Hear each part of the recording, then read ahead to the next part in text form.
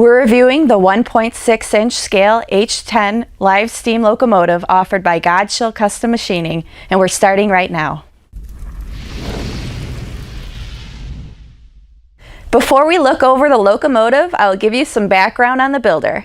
Godshall Custom Machining, owned by Wayne Godshall, has been in business for 25 years.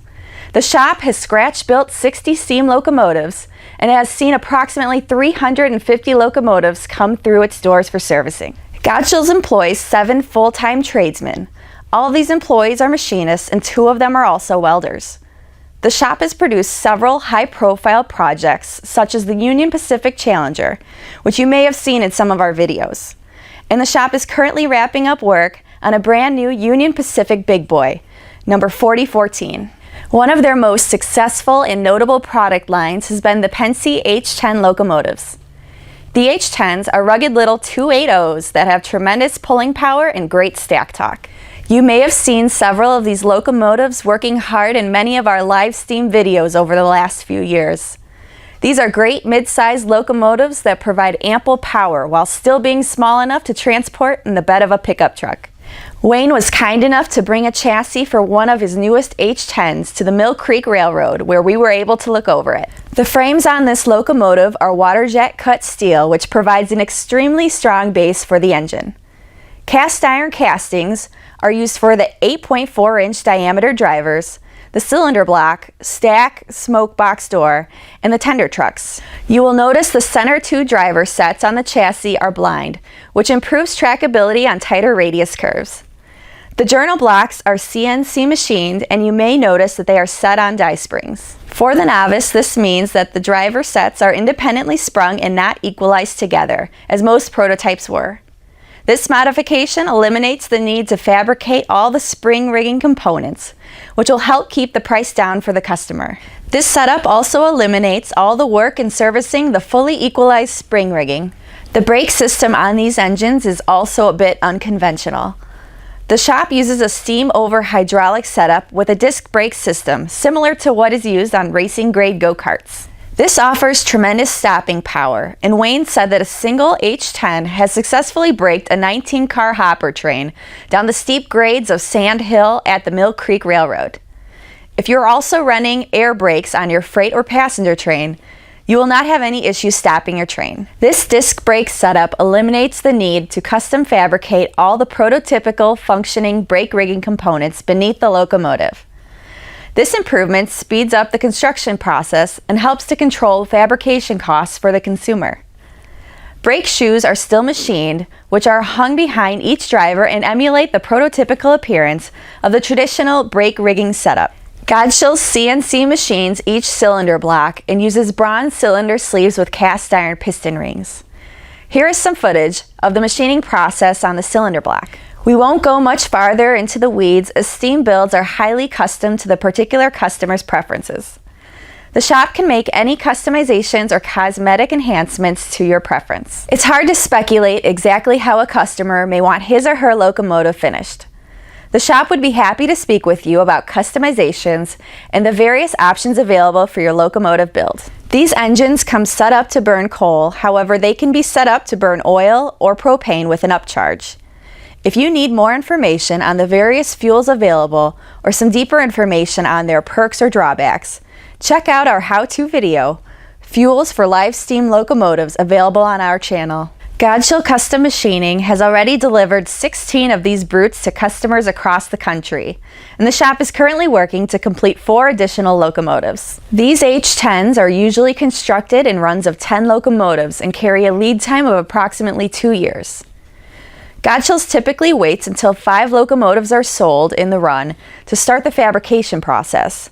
However, if an order is placed after parts are produced for an unsold locomotive, the shop can generally assemble a locomotive in approximately 3 months. The pricing will vary depending on your specifications, added detail, and if you want the engine completely turnkey ready. These engines can be made for 7.25-inch or 7.5-inch gauge operation, per the preference of the customer. The starting price for an H10 is approximately $28,500 for an almost ready-to-run locomotive and primer. At this entry-level price, both the engine and tender are in primer, and you must add the decorative rivets in the tender body. A completed pull throttle ready locomotive that is painted and lighted will cost a prospective buyer approximately $40,000. Anyone interested in ordering an H10 should contact Godshall's Custom Machining directly to discuss desired features on the engine and to work out the exact pricing for your locomotive. As I mentioned earlier, the shop can customize your engine to fit any railroad scheme, so you are not limited specifically to the Pennsylvania Railroad. Our review would not be complete without footage of some H10s in operation. So we'll pick up at the Mill Creek Railroad, as several of the H10s are put to hard work on the railroad.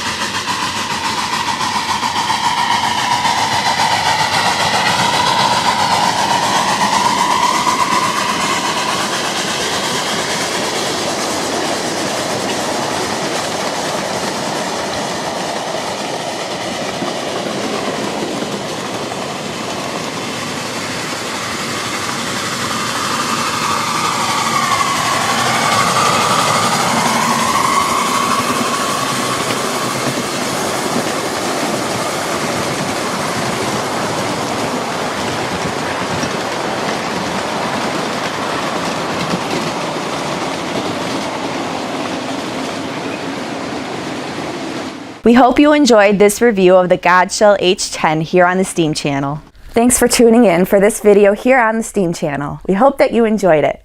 Why not climb aboard for another high quality Steam video by clicking on one of the video previews to the right.